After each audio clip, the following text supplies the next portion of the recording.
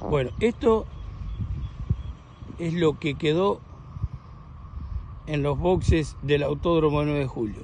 No quedó nada en pie.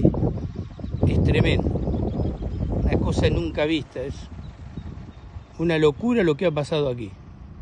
Arrancadas las columnas al ras.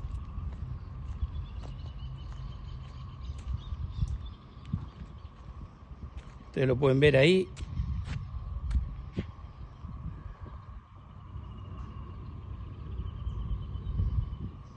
Desolador el panorama del Autódromo 9 de Julio.